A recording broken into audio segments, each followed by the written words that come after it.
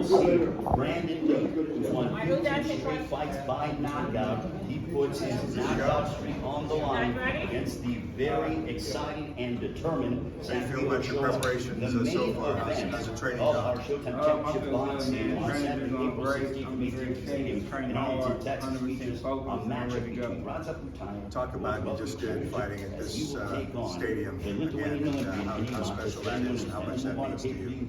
It's definitely special to be fighting at home and packed out the AT&T Stadium. That's huge. I'm fighting in front of my friends and my family and everybody coming out to support me. So it's going to be a great night, and just show my gratitude and put on a great performance. We'll stay at 135 as we go ahead and move on to the co-main. Like I said, I don't take too much fights. I didn't want to fight. One of the best fighters out there. He had something for me to gain because he had the belt. So I'm going out there and get his belt, and then I have 3 belts. Standout in Istanbul. Then the main event obviously all Explain what that feels like when you're walking into the ring. What does that feel like for you as a Cowboys fan? It's a little different just seeing all the familiar faces in the crowd and everybody cheering you on and knowing that you're fighting at home. For me, it's not a pressure fighting at home. I enjoy it and I bring it on because it's just a lot of gratification of fighting at home, and a lot of people don't get that. Like they fight at small venues, but they don't fight at stadiums. So I love it. Who's your little helper here? This is my daughter. I want to miss this. Saturday, April 16th, AT&T Stadium in Austin, Texas. And also, the history that is being made on Saturday. Nah, she don't have me train, but she definitely motivates me. Is the fighter.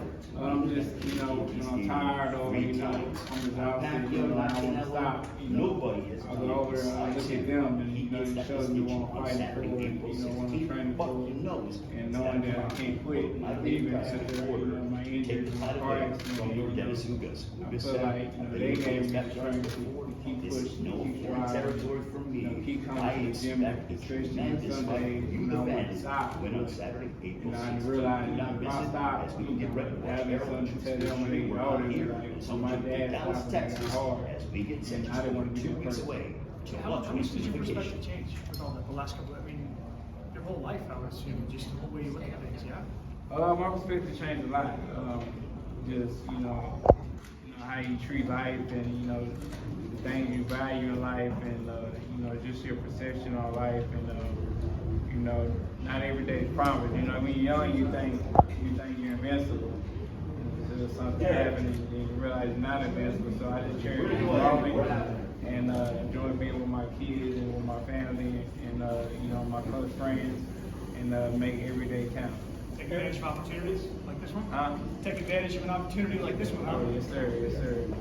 You realize it's been 10 years since the Olympics? Shot much fell old. Is it crazy to think that 10 years later you're still here, doing it professionally, doing your home, and what does it mean to you? Man, it means a lot, man.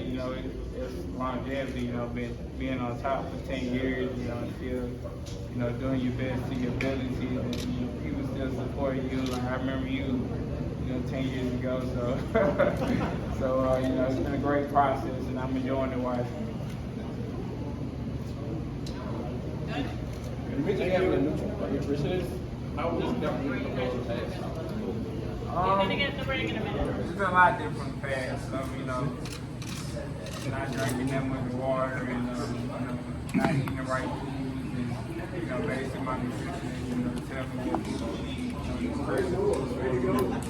make sure I'm drinking enough water, and making sure my physical sluggish and things like that. So I'm giving everything that my body needs in training. Bro, come April 16, you come out to April 16. And the belt, the remaining is going to be obviously, who has that to his Crawford. Obviously, the next fight is going to be hers. Yeah, I'm trying to get that fight done, but right now the only way that fight can be done is by beating Ugas. So that's what I'm 100% focused on. It's only 2.5 weeks on the fight, and after that, then Terrence Crawford. Now you have Derek James in your corner. Obviously, he studies the fighters. You always well watching the fights. And many people saying that Ugas has been improved a lot in his previous fights. What do you have to say to that? I don't have nothing to say to it. come April 16th. Errol, real quick, is there a rematch clause for this fight? And what do you think of Ugas' performance against Sean Porter? Controversial moment in the 12th. Did you think he knocked down Porter in that 12th?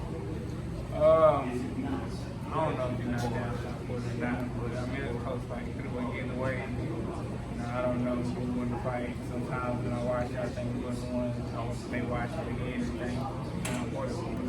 It was a super close fight. You know, so I don't know. Is there a rematch clause?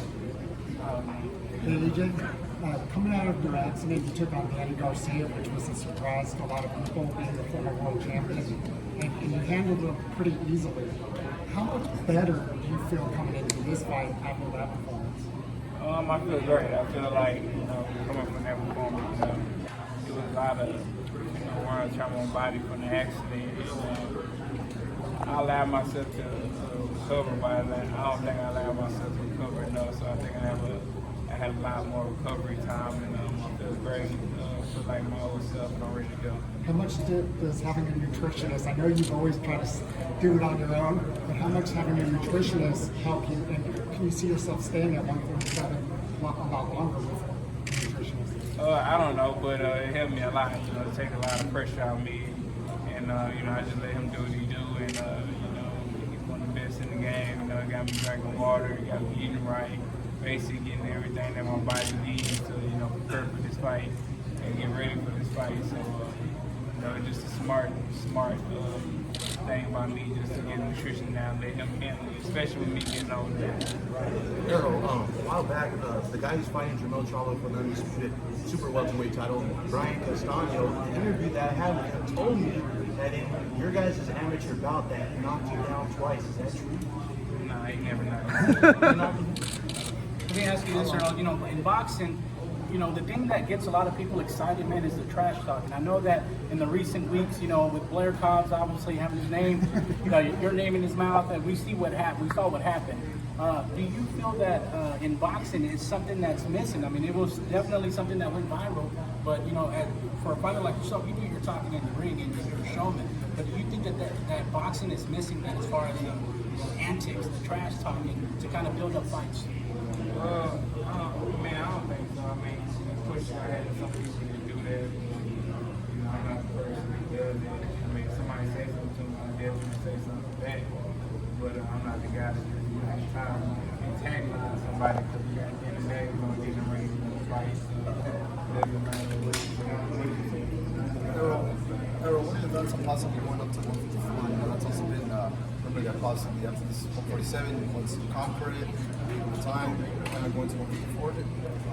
Yeah, I plan on moving. I mean, there's nobody ready to stay that, you know, one way their whole career. So, you know, I'm definitely gonna move up. I just don't know when.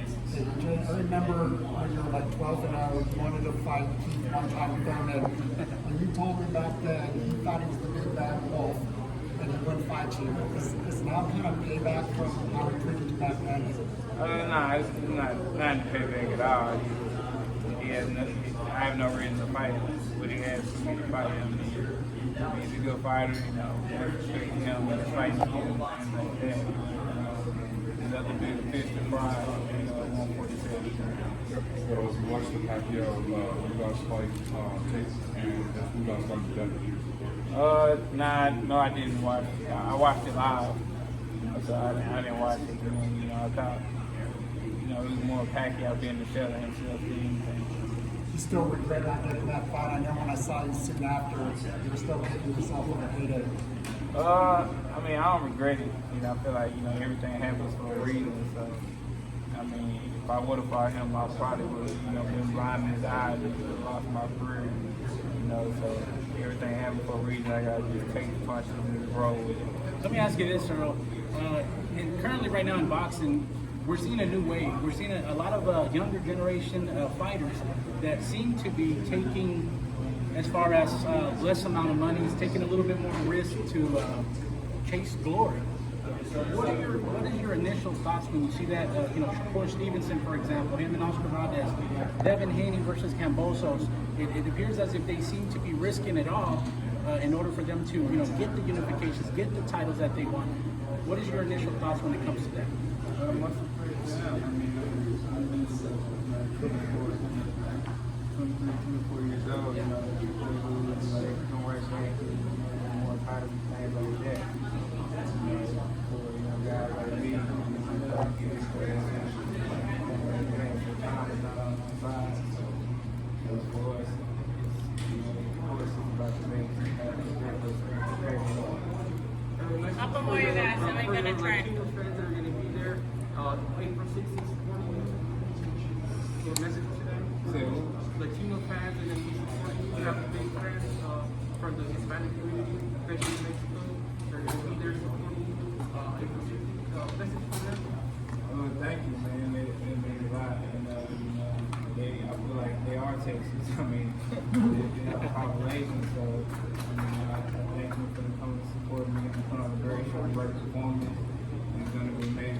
like that.